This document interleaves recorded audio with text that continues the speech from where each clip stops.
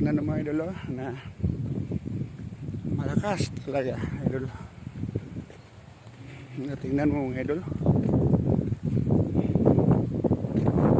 Ito yan sa Landungayang idol. Papunta ako dun sa bus stop idol. Doon ko maghintay ng sakyanan papunta ng Kudat idol.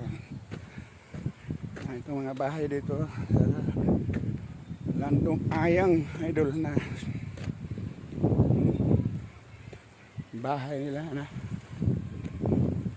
Dito kami nag-arkila idol ng bahay sa Landungayang.